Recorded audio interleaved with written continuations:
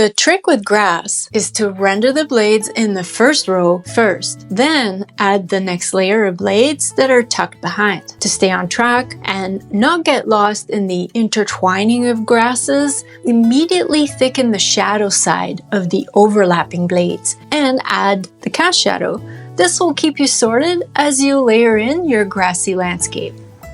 Today, we'll render grass in a nature scene with pen and ink using a 5-step process. We'll also take a quick peek at how top ink masters illustrate grassy landscapes with style.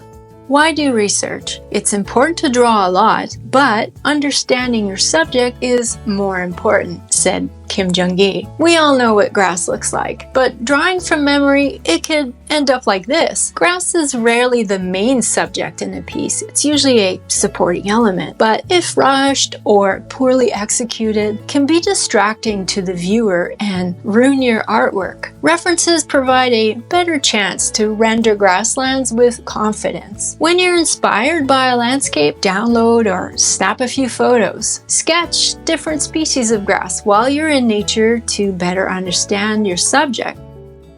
Next, decide on a composition by doing thumbnail sketches. Why bother with the step? If, like me, you've gathered several references to compose a scene, then you'll want to assemble these in proportion in a pleasing arrangement. Establish the direction of light at this stage. Note that each of my thumbnails I've drawn the front row of blades at eye level, with everything else vanishing from a one-point perspective on the horizon line.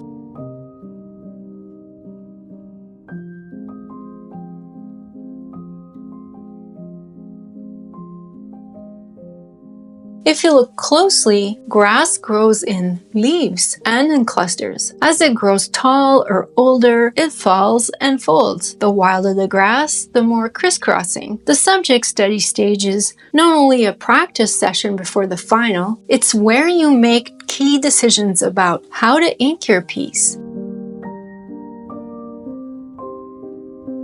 I went ahead and recreated the scene in pencil as a contour drawing of my favorite thumbnail.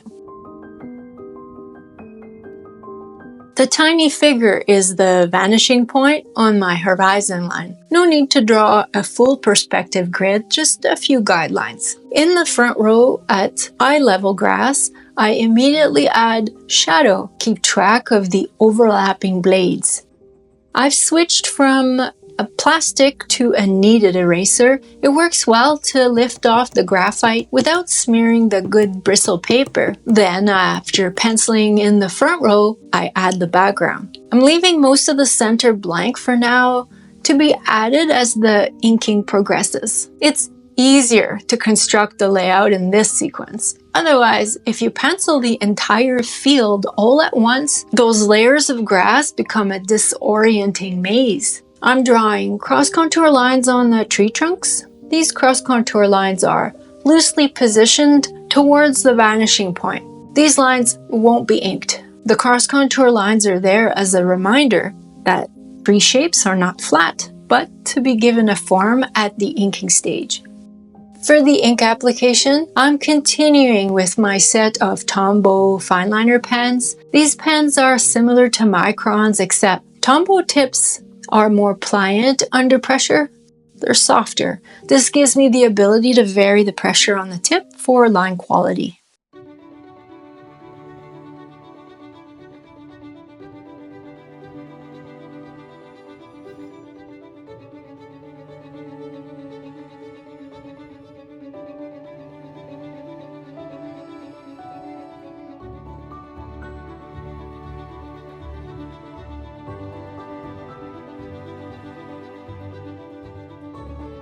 Again, the trick with grass is to ink the blades in the first row first.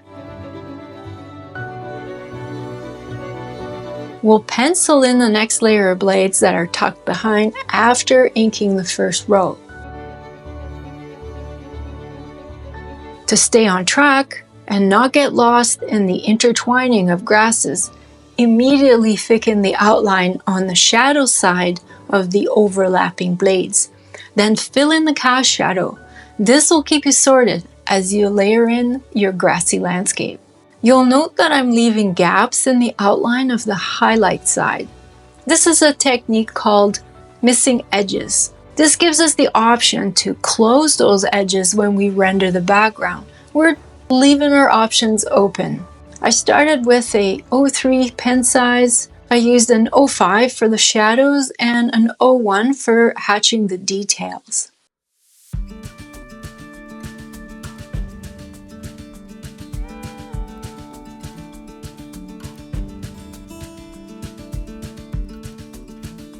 If you're wondering how to hatch the blades, it helps to convert your grass references to grayscale.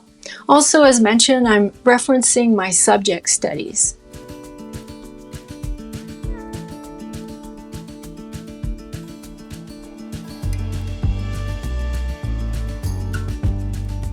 Keep your artwork tidy for the next row of grasses with your kneaded eraser, otherwise gently with your eraser of choice. Draw the blade tips for the second layer. You can connect the bottoms at the inking stage. Remember to add the cast shadow immediately to mark which stroke belongs to a blade's edge and which is a separation from the background. The cast shadow on the second layer is longer than the first row.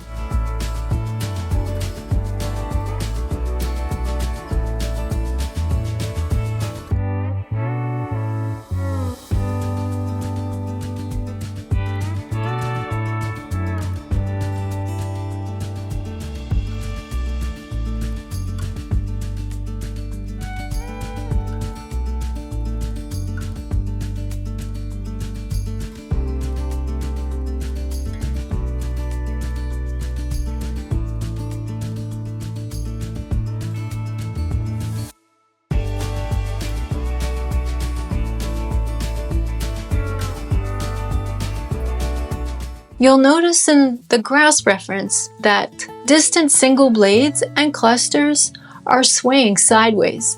To recreate this effect, plus the illusion of depth, the remainder of our grass becomes like a line texture. We'll bring the strokes closer together gradually as we draw towards the horizon line.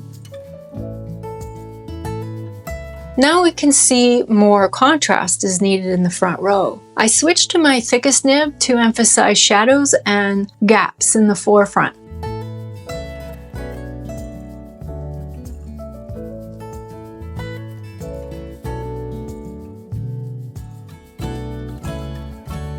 Let's add midtones to the blades that are buried behind.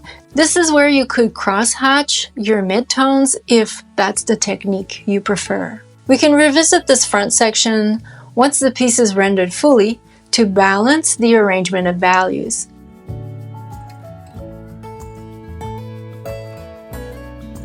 The next section is critical to establish atmospheric perspective. Our blades become significantly shorter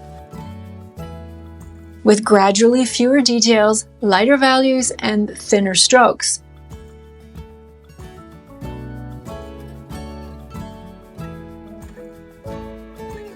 Instead of darkening the shadows, we widen the highlights.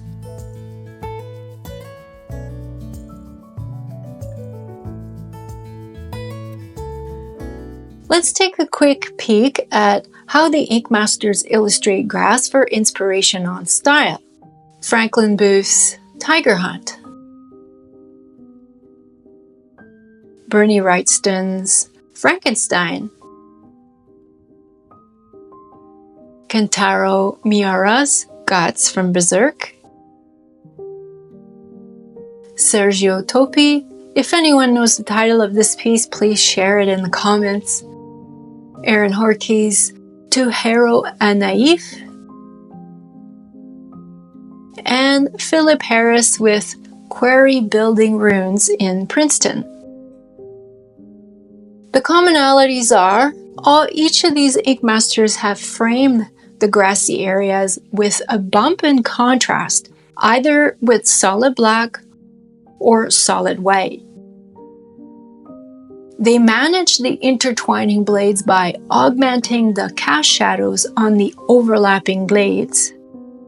They use thicker line weights for the elements closest to the viewer, They reduce the size of the grassy blades, becoming significantly shorter with gradually fewer details as we move towards the horizon line. They created a texture pattern for the blades that are tucked behind further in the distance and rendered more details for the blades that are closest to the viewer. Combined, these techniques create a believable illusion of perspective and depth. I hope that you enjoyed this 5-step approach and that your inky grass turns out the way that you want. Thanks for watching, and I'll see you in the next one.